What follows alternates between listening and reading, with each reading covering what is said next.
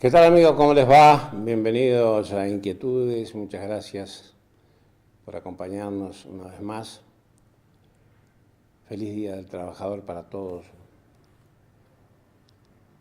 El Día del Trabajador desde siempre fue un día de lucha y no de festejo. Desde siempre. Pero les deseamos a todos trabajo, queremos para todos trabajo, necesitamos para todos trabajo, no solamente en la Argentina, en todo el mundo.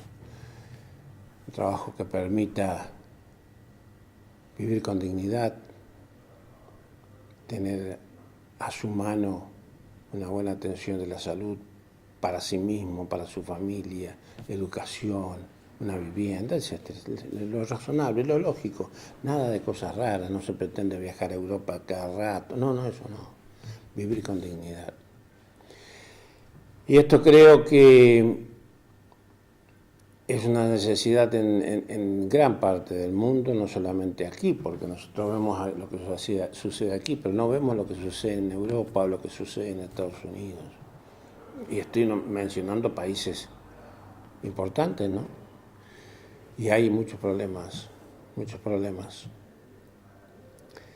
Así que espero que todos pasemos bien, pasemos en paz,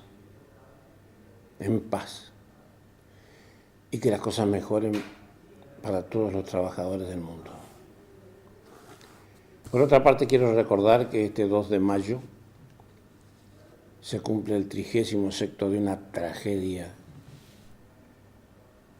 que considero fue un crimen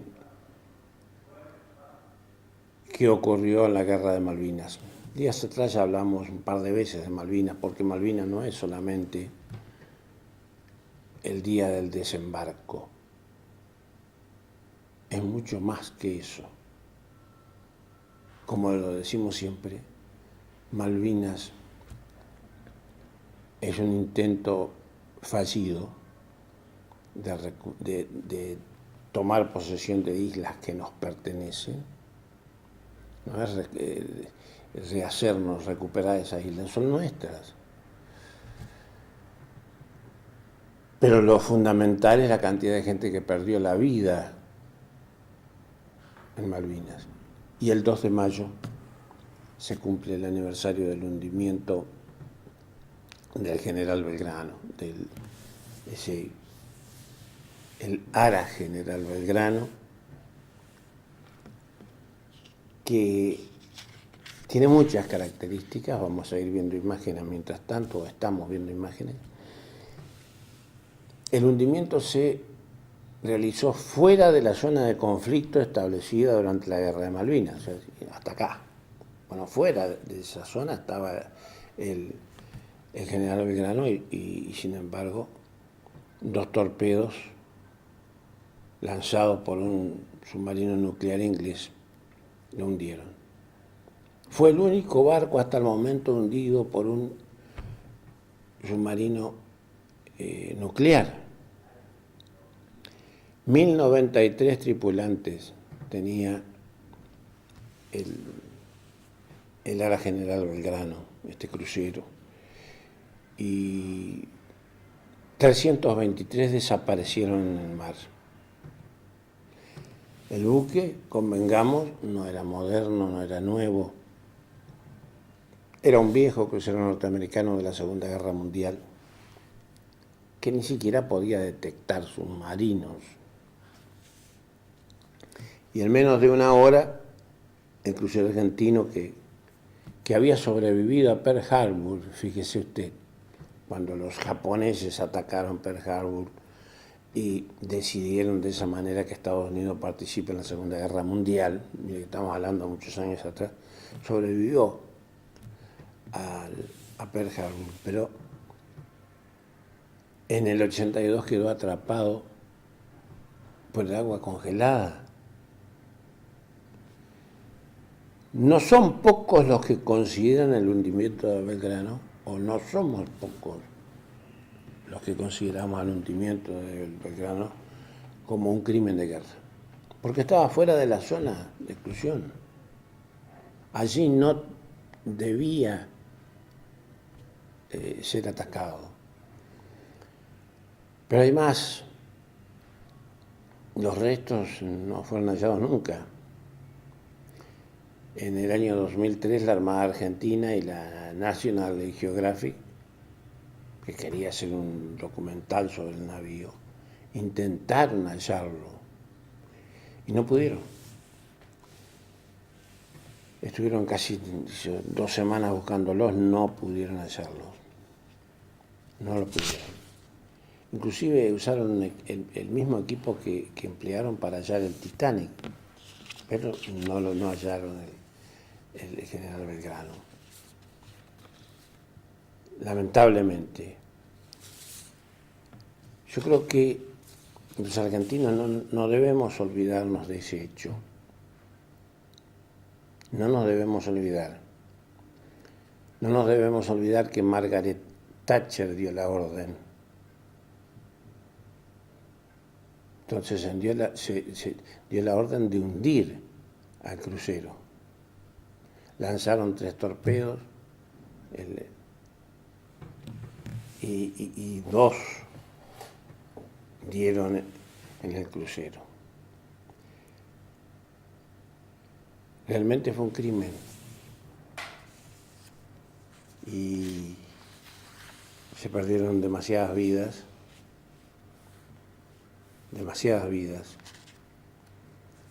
Y considero que no debemos olvidarnos de esto, que tenemos que seguir recordando siempre a quienes dieron la vida por las Islas Malvinas. En este caso, el hundimiento del Belgrano. En otros casos, otras historias que hemos contado, porque no debe quedar solamente en algún libro de historia, generalmente escrito mucho antes de las Malvinas, eso de que las Malvinas son argentinas. Entonces, esto fue una tragedia, porque todas las guerras son tragedias, todas las muertes son lamentables. Lo del Belgrano, para mi entender, como estaba fuera de la zona de exclusión, fue además un crimen de guerra. Los títulos, por favor.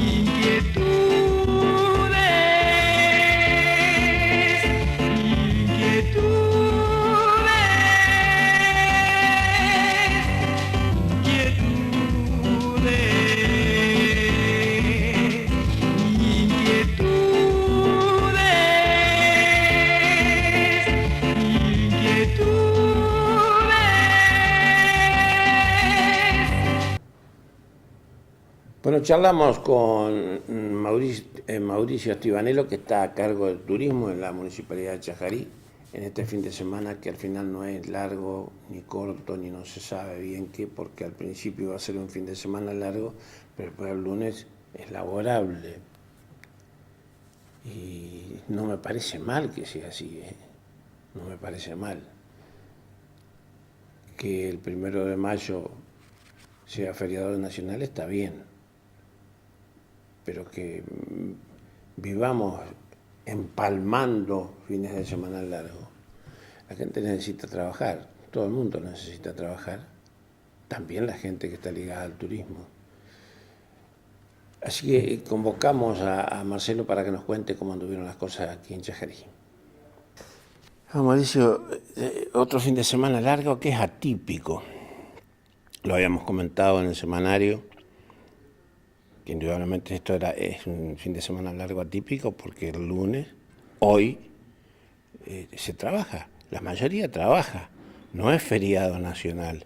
Entonces, el fin de semana largo no se transforma en fin de semana largo, sino solamente para algunos y los números caen, es así. Hola Gustavo, ¿cómo estás? Sí, la verdad que nos salió no tan a favor como fue el fin de semana, Semana Santa, que la verdad que mantuvimos la vara muy alta en ese momento y tuvimos un fin de semana, como hoy bien lo decís, bastante atípico. Pero aparte de la lluvia también, que trajo muchos problemas en Buenos Aires, que también afectó mucho. eh, He hablado con varios inversores y me comentaban que tenían reservas que se le habían bajado por la situación que hubo con el temporal. Claro que en Buenos Aires hubo gente que no podía salir de donde vive. Sí, tuvieron hasta un tornado, estuve escuchando, así que la verdad que es lamentable y muy feo para ellos. Y bueno, nosotros tuvimos lluvia también, nos pone contento porque también nosotros vivimos eh, de otras empresas, industrias que necesitamos el agua, como es la citricultura, así que nos viene bien. La gente, el turista que está, que también es bastante, nosotros tenemos casi un 90% de ocupación en las termas y en lo que es la ciudad un 60%, así Pero que es un porcentaje importante. sí. Nosotros, o sea, yo pensé que iba a ser menor, que en la ciudad no iba a llegar al 50%. No, llegamos a completar ayer, antes de ayer, en estos últimos días, digamos, pero sí, la verdad que fueron un buen número para hacer el fin de semana que salió. Así que, no, bien, estamos viendo que venimos en un buen trabajo, que estamos trabajando en la promoción y difusión de las termas más que nada y lo que es la ciudad en sí. Y de verdad que la gente salga, con poco la gente salga y se pueda disfrutar de unas mini vacaciones como las aprovechan acá en Chajarí. Y le vamos a recordar a los amigos que esta nota se está haciendo el lunes y ustedes hoy pensaban ir a Nogoyá, pero el tiempo no colabora para, para ir a atraer gente. No, sí, hoy tuvimos que suspender nuestro viaje a Nogoyá para también, era Chajarí se muestra, una iniciativa de prensa que íbamos a mostrar Chajarí de distintos puntos, tanto cultural, histórico y turístico, gastronómico también, que por la lluvia y el temporal se tuvo que suspender, que se va a pasar seguramente para la próxima semana o unos días entrantes, que tengamos un buen día para mostrar a Chajarí como se merece. Es interesante salir a buscar, a atraer gente de los lugares de los que pueden venir. Yo recuerdo hace muchísimos años, recién nacían las termas aquí. Yo comentaba en Uruguay, charlaba con gente relacionada al turismo, decía, nosotros vamos al sur de Brasil solamente. ¿Por qué?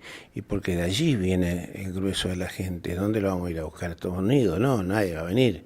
Y si viene alguno que venga, pero van a ir uno o dos. Pero nuestra gente, la gente que viene a usar nuestras termas, están en el sur de Brasil, en la provincia de Entre Ríos, en la provincia de Corrientes.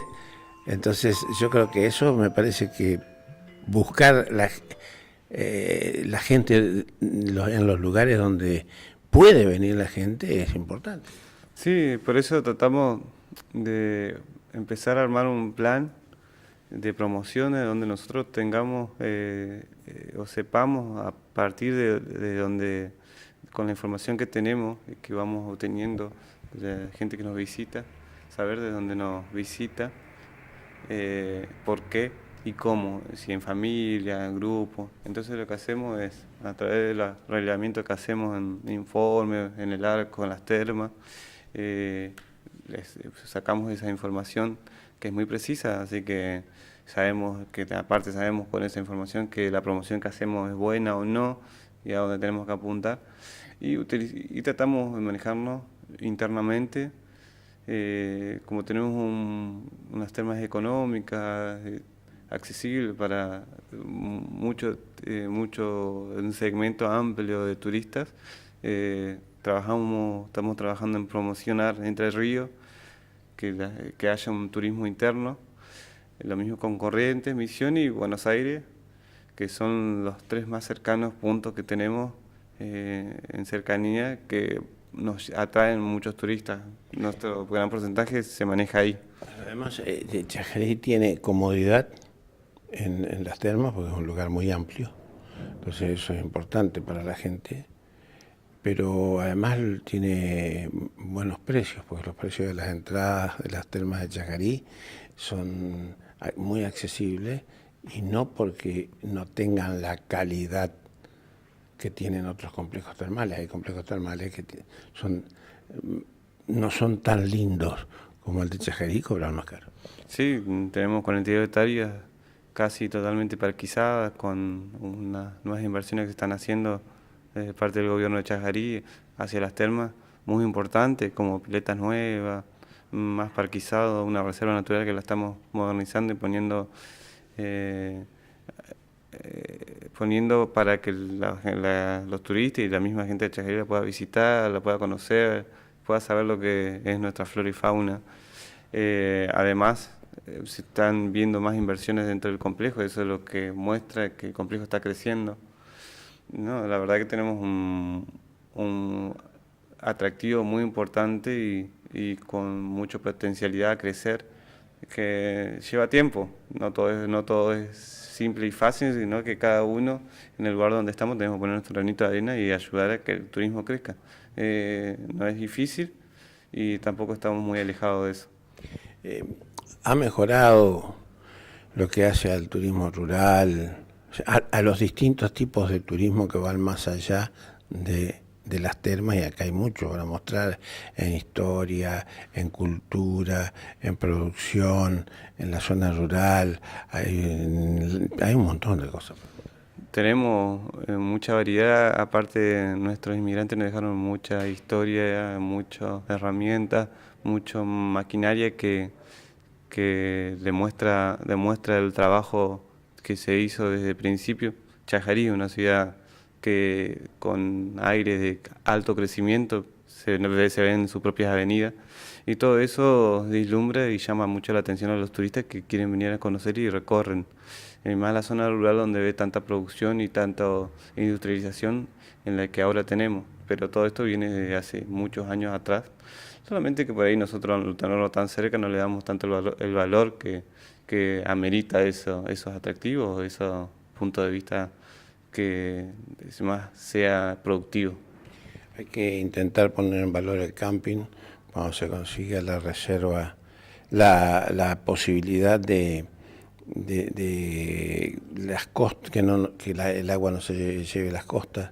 Eso es fundamental, que hace años lo viene prometiendo la CAFE, la CTM, no sé a quién, creo que le corresponde a la CAFE, pero más allá de eso, que no es un tema del que nosotros tenemos que saber con exactitud, sería prudente que lo hicieran, porque entonces se pueden hacer inversiones, si no el agua se lleva las inversiones.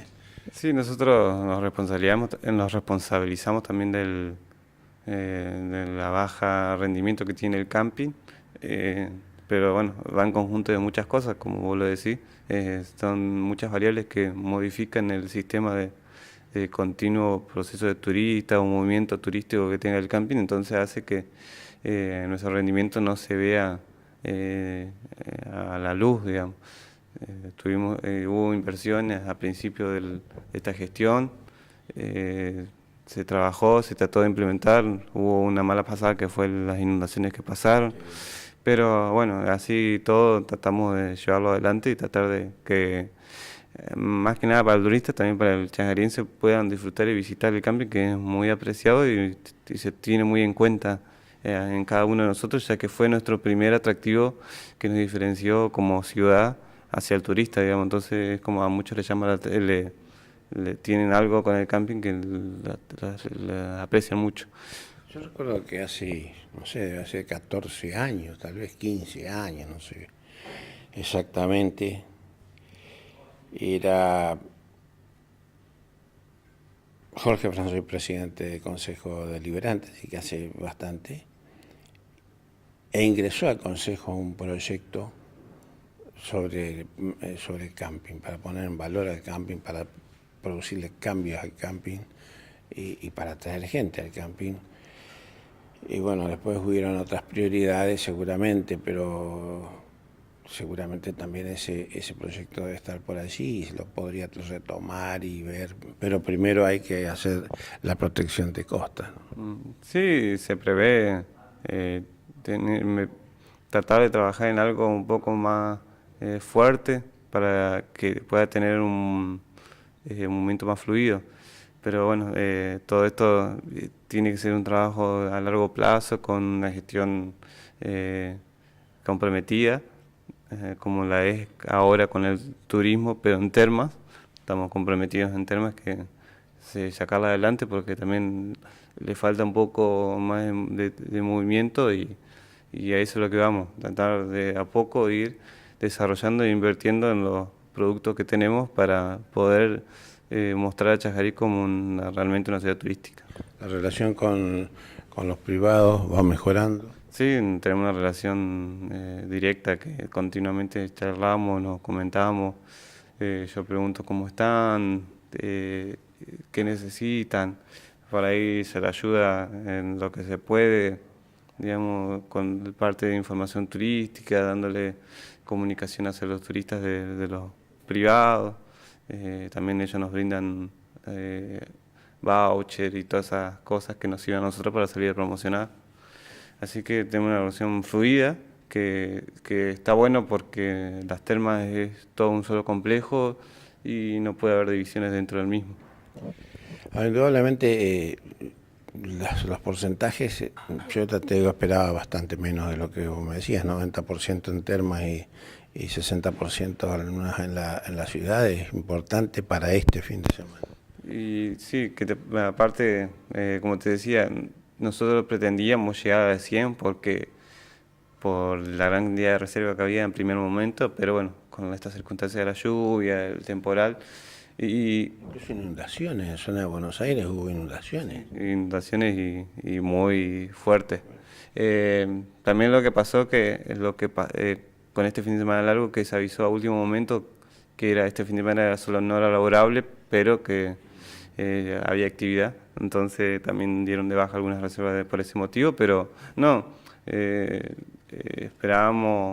esperamos esto muy bien y pretendemos seguir de esta manera, por lo menos tratar de ir creciendo en los fines de semana que podemos y mantenernos.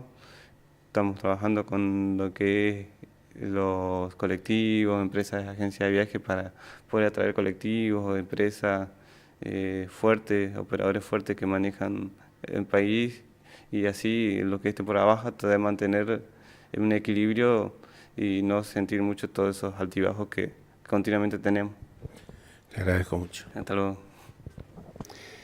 Bien, esta es la nota que realizábamos con Marcelo, indudablemente los porcentuales podrían haber sido mejor, pero fueron muy buenos, mejor de lo que yo esperaba por lo menos y de lo que se preveía en principio.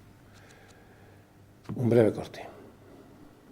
Viva el Mundial de Rusia 2018 en Video Cablevisión Chajarí. Canales exclusivos en Full HD. No espere a último momento para solicitar su Divox. Rusia 2018 en Full HD con Divox por Video Cablevisión Chajarí. Por informes, llame al 420-002, internos 518, 528 o acérquese a nuestras oficinas. Pablo Estampa 2430. Rusia 2018 en Full HD. ¿Qué necesaria es la educación? Imprescindible si es que queremos salir adelante, si es que queremos tener un país mejor, si es que queremos tener una vida mejor. Qué difícil es provocar cambios culturales. Qué difícil es la misma enseñanza en las escuelas con todos los problemas que vemos que hay. Menos días de clase, faltan elementos, qué sé yo. Ahora, claro, mucho más difícil es enseñar en una cárcel. Piénselo, 30 segundos. Es mucho más difícil. Y hay gente que lo hace. Y hay gente joven que lo hace. Conociendo la problemática, a sabiendas de que no va a provocar el cambio mañana temprano. Y sabiendo con lo que se va a encontrar en la cárcel. Entonces, qué difícil, ¿no? Y hay gente que lo hace. Caramba, que vale la pena destacar esa tarea. Vale la pena destacar esa tarea. Pablo Roncaglia es uno de ellos. Es un pibe, un joven, pero está convencido que puede mejorar la vida de quienes, o de algunos de los que están presos, que puede abrirle otra puerta, que puede abrirle una ventana diferente a la esperanza. Charlamos con él y esta es la nota. Bueno, Pablo, muchas gracias por estar aquí con nosotros. Contarle a la gente primero qué estudios tenés, dónde los hiciste y fundamentalmente qué tarea realizás, porque por eso te convocamos nosotros. Hola, muchas gracias a vos por invitarme al programa. Mi nombre es Roncaglia Pablo, soy profesor de filosofía y me estoy especializando a la educación en cárcel. Principalmente laburo en lo que es la unidad penal número 1 de Paraná, de hombres. Educación en cárcel no es algo común, no es algo que cualquiera pueda hacerlo. Debe estar preparado, tener una preparación particular para ello, porque es difícil, porque quien cae en la cárcel generalmente no va a la cárcel pensando en estudiar, ¿no? O sea, y menos cuando comete el hecho delictivo no está pensando en estudiar. Entonces hay que provocar un cambio muy grande en la persona. Pero antes de que nos cuente, de abordar eso, nos vas a decir por qué vos decidís llegarte a la cárcel y decir vamos a enseñarle algo en lo que podamos a esta gente, porque eso es un acto de confianza en la gente. Sí, la verdad yo llegué a la unidad penal de hombres por invitación de la coordinadora del programa La Facultad de Humanidades en Contextos de Encierro, que ahora ya como profesor formo parte de este programa. Me invitó a presentar la carrera de filosofía, a hacer una promoción de las carreras dentro de la unidad penal, porque los chicos pueden continuar sus estudios universitarios en la unidad penal. Y la verdad que yo llegué con mucho miedo, tenía la expectativa de qué iban a pensar los detenidos, qué respuesta iba a tener de ellos, y la verdad me sorprendí. Me encontré con gente con ganas de lucharla, con ganas de salir adelante. Y la verdad que mi primera incursión en lo que fue un taller de filosofía que me puse al hombro y quise darlo en la unidad penal, me encontré con cosas muy, muy buenas, gente que puede laburar, que se pueden hacer cosas. Y la verdad que me gustó mucho, me apasionó mucho el tema, porque lo que tiene la educación en cárcel toma otro sentido, toma otras dimensiones, porque el estudiante tiene una condena encima. Una condena legal y una condena social. Entonces es mucho más apasionante en el sentido que tiene otro color la relación educativa. Entonces eso es lo que le valoro mucho yo.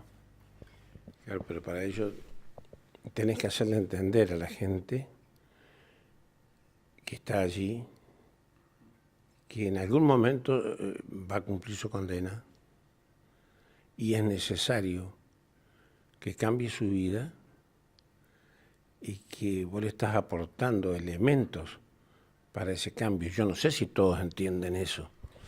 Mira, la cuestión del valor de la educación, hay detenidos que lo consideran, hay detenidos que no, y eso va también en la forma en que ellos después van a insertarse en la sociedad, como el paso afuera cuando ellos finalicen su condena. Hay detenidos que te agradecen muchísimo porque vos sabés que le estás salvando la vida. Las personas que trabajan en cárcel aportan para que ese pibe pueda tener un laburo hoy en día, pueda relacionarse de otra manera en la sociedad. Y hay detenidos que no asumen esa postura y la verdad que no hacen nada para cambiar su vida. Es todo mucho una cuestión personal. Por eso uno lo que puede aportar en educación en cárcel es mucho. Porque el valor de la educación, yo siempre le digo a pibes en secundaria y todo, ustedes tienen que estudiar y valorar la educación como la valora un preso, porque sabe que la educación le va a cambiar la vida. Eso es el gusto que tiene, porque si el detenido no decide estudiar en la cárcel, aprender otros valores, muchas veces cuando salgan pueden volver a delinquir, lo que significa volver a la cárcel, o literalmente terminar con un tiro en la cabeza en el cementerio. Convengamos que de acuerdo a las estadísticas que se conocen, la mayoría es reincidente y terminan mal. No sé si con un tiro en la cabeza, pero con 30 años de cárcel. O sea, pierden su vida, pierden su familia, pierden todo lo que podrían haber hecho en la vida. Esa es la mayoría. Claro, intentar cambiar eso realmente es difícil y no creo que a muchos se les ocurra esa idea, porque es dura y partís de la base que entras perdiendo por goleada. Claro, los detenidos tienen otra vida, tienen otra historia de vida, entonces uno va con otros valores y ahí se juega el intercambio. Hay que tener muchas ganas para estar laburando en una cárcel, porque de por sí tenés que tener muchas ganas, mucha pasión por lo que hace, por lo que uno enseña, porque el detenido tiene otros valores, entonces cambiar eso es muy complicado. Pero hay casos que uno se da cuenta que le das vuelta a la cabeza y eso es lo que nosotros buscamos, que el detenido mire de otra manera la vida. Eso es lo importante, lo que tiene que hacer un educador. Pero no es fácil, o sea, es una tarea muy complicada, hay que apostar a la educación. La verdad que es un trabajo que hay que ponerle mucha pila a lo que uno hace. Pero tiene su fruto, vos te das cuenta que detenidos ya empiezan a pensar de otra manera, porque lo que pasa muchas veces en las personas que cometen delitos es que no piensan dos veces las acciones que van a hacer, sino que es muy esporádico, muy pasional lo que hacen. Entonces le decimos, pensá dos veces lo que tenés que hacer, porque lo lleva a las circunstancias de la vida a cometer los delitos. Entonces uno lo que busca es que sea más prudente. En resumida cuenta, enseñar valores, que es lo que falta en esos espacios. Pero nadie nace delincuente. No, la verdad que el tema del delito es una construcción social.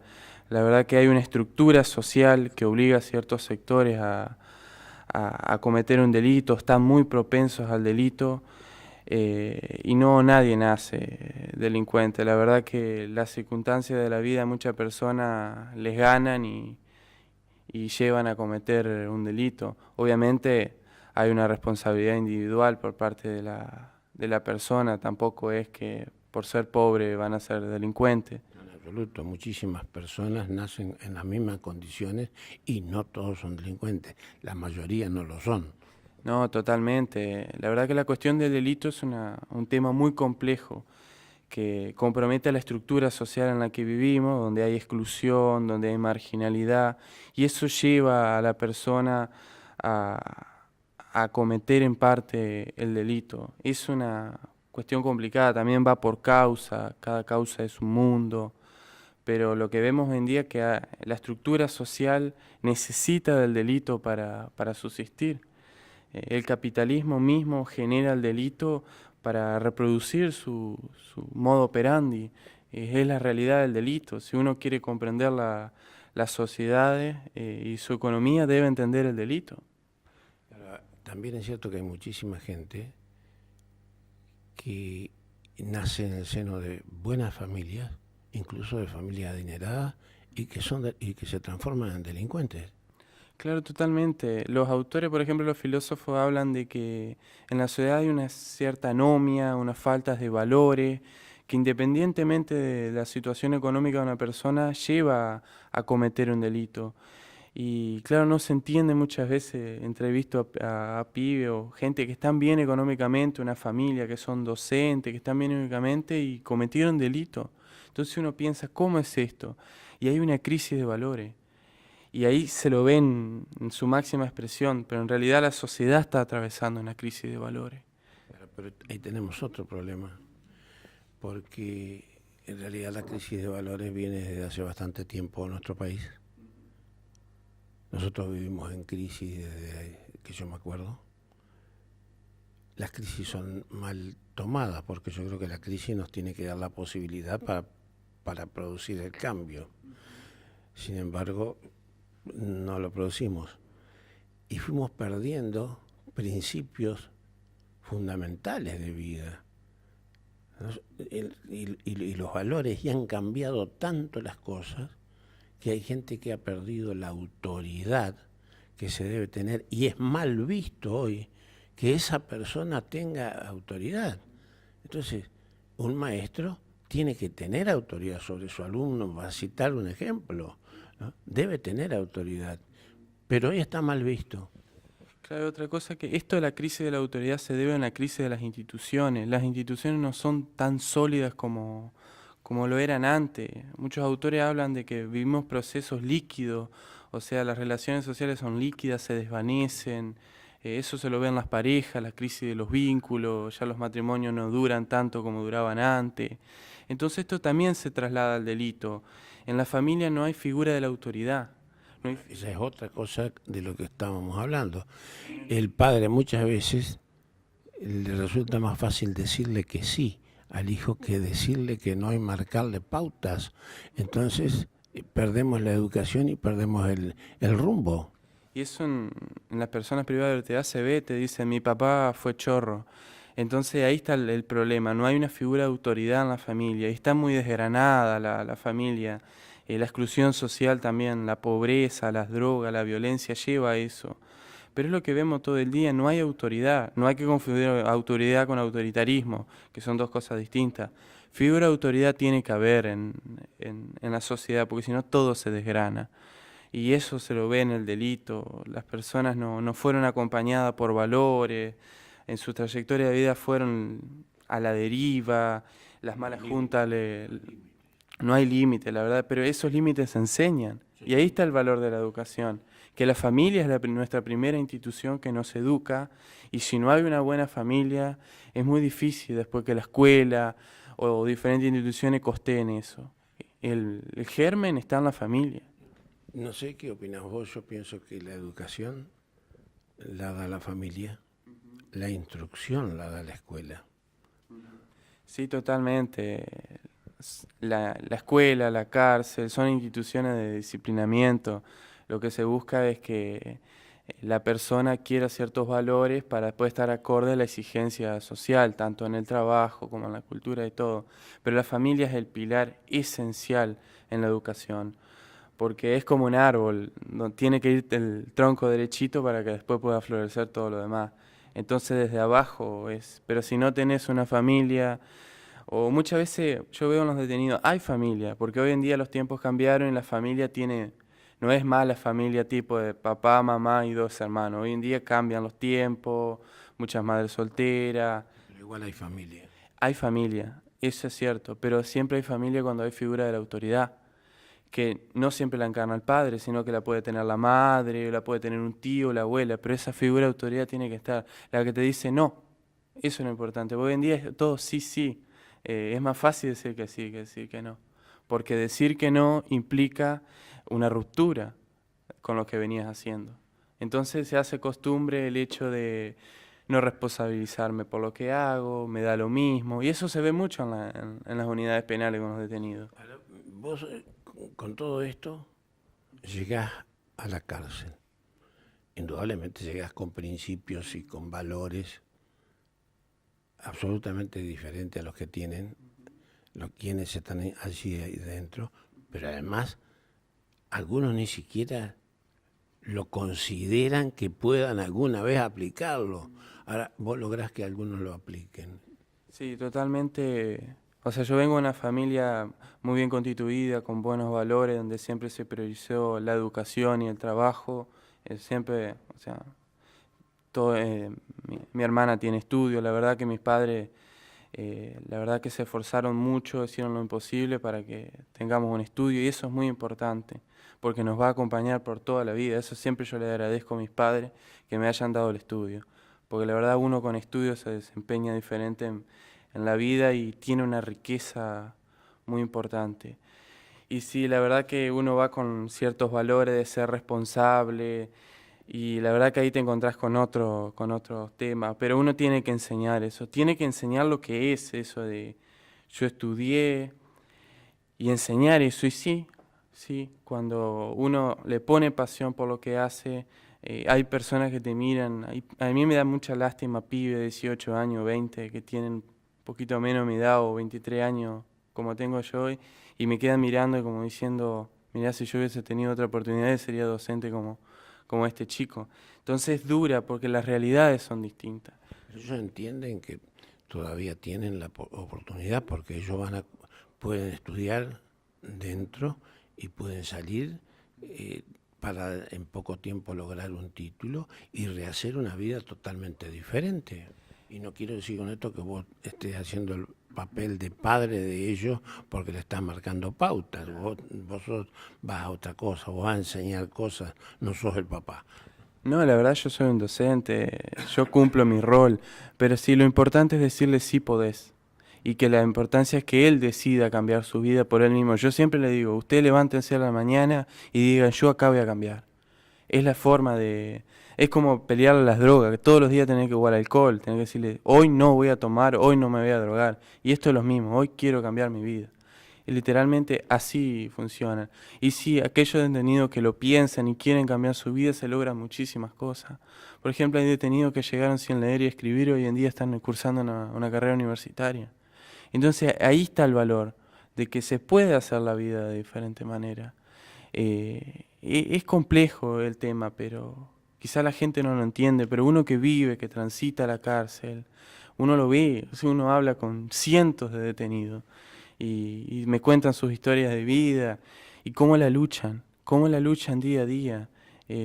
Siempre le digo, como le digo a los estudiantes o a gente que muchas veces no quiere estudiar o algo, si vos vieran cómo estudian dentro del pabellón, con ruido a cumbia y peligro de faca, con la violencia, cómo estudian, se hacen un lugar en los ranchitos que tienen ellos para estudiar. Entonces ahí está lo importante. Y la educación es un derecho humano para todas las personas, independientemente de causa y todo. La educación tiene que estar. ¿Qué te dice si has tenido contacto? Pues sí, seguramente sí. Con algunos familiares de algunos de estos chicos o no tan chicos que han decidido provocar un cambio en su vida. Y te digo provocar porque es una decisión de ellos.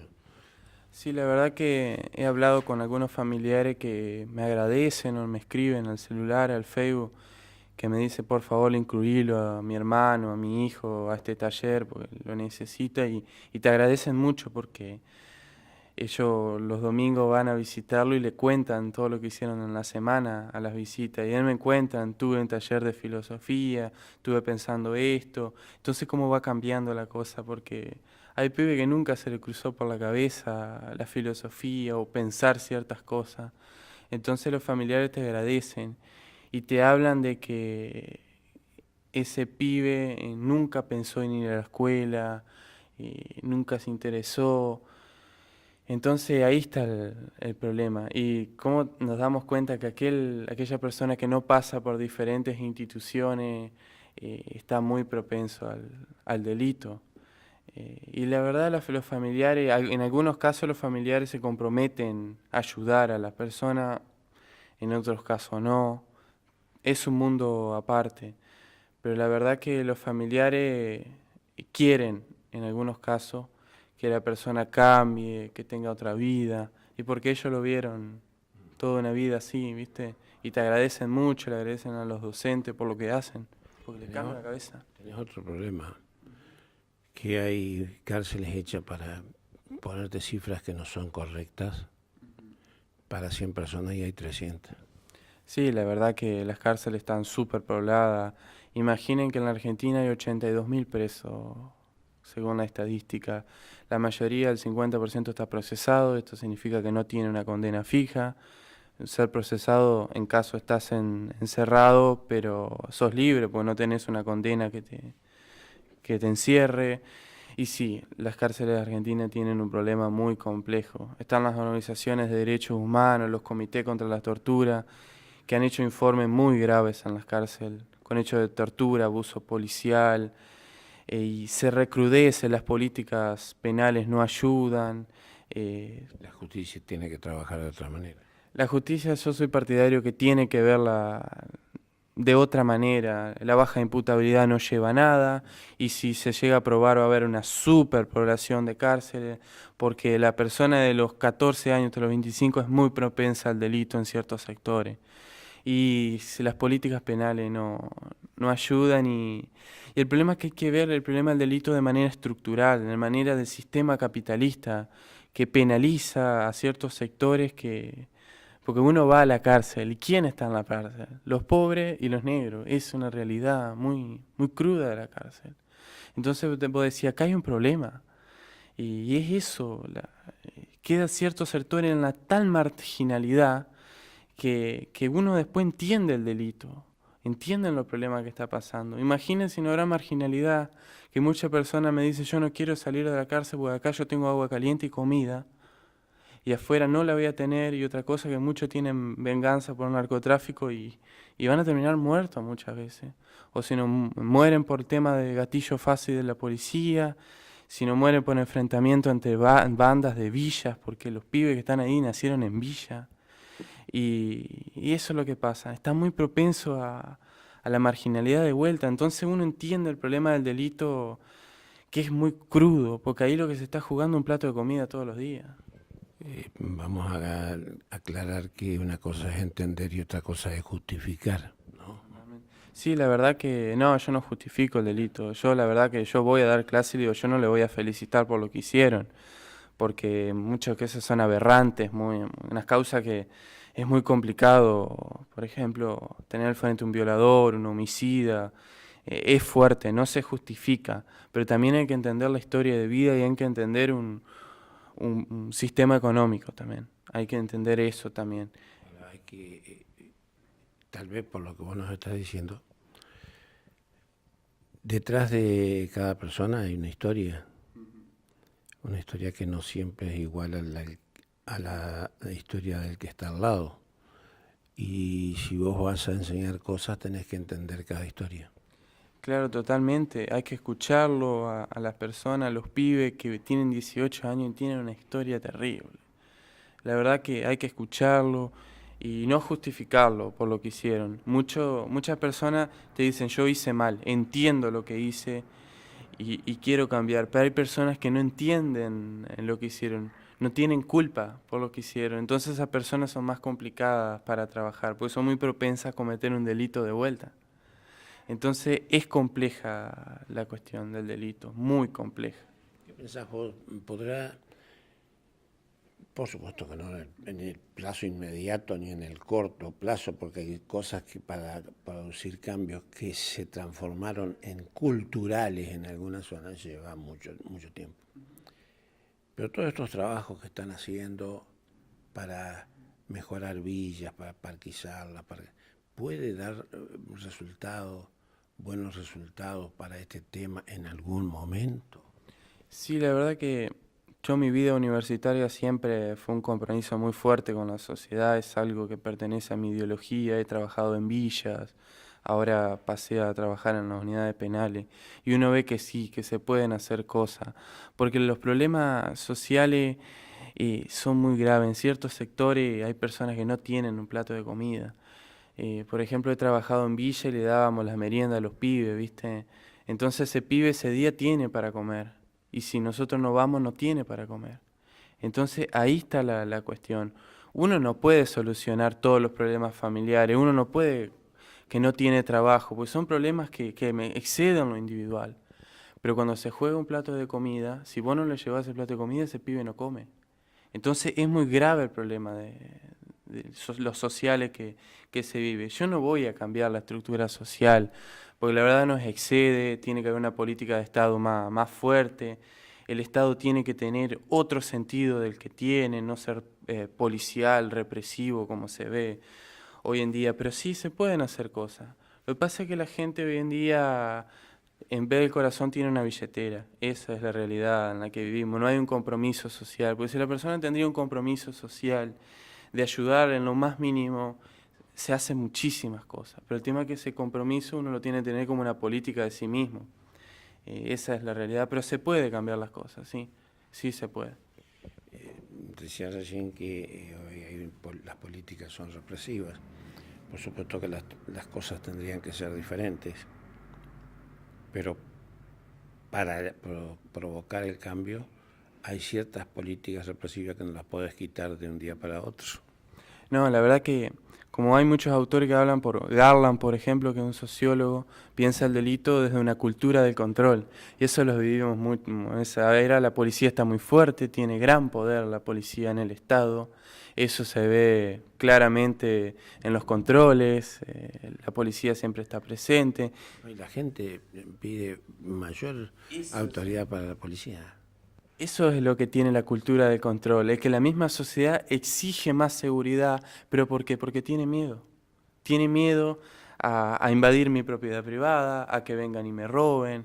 Y bueno, ahí se entiende porque hay un miedo general y también hay una soledad, la persona se siente sola hoy en día. Entonces también pide más seguridad, pide más policía, pero esa no es la solución. El problema es pensar la estructura social y cómo cambiar la estructura. Eso es un gran desafío. Yo sé que no es fácil, obviamente, que lo que nosotros luchamos desde abajo y los cambios son mínimos, pero la verdad que se vive hoy en día un estado punitivo, un estado policial y una sociedad que ante los problemas sociales lo que exigen es, por ejemplo, el delito, más años, baja imputabilidad. Vos decís hoy en día, pero hoy en día te refería a los últimos 50 años. Sí, la verdad que menos, te digo, 30 años, la verdad que las políticas cambian muchísimo en pocos años. Y hoy en día se ve eso, la sociedad tiene miedo y exige más policía. Y se ve hoy en día, las estadísticas del Comité contra la Tortura son impresionantes, lo que es el abuso policial. Y eso se lo debe también a un Estado con más policía. O sea, la policía, los sistemas de seguridad, es la mano derecha del Estado que lo que permite mantener todo en orden. Pero también cuando se abusan generan estas cosas. El gatillo fácil en las villas, por ejemplo, se ve muchas veces el cacheo a ciertos sectores de la población que antes no había. Portación de cara, porque la verdad es así. Claro, estas cosas que vos me estás diciendo, te digo que hace mucho. Yo vivo en Buenos Aires hace más de 40 años y se vivía esto. Igual, se vivía esto. Sí, la verdad, bueno, Buenos Aires es un mundo, el otro día fui, es un mundo, la verdad. ¿Cómo haces para provocar un cambio cultural? Trabajos como el tuyo sin duda son muy importantes.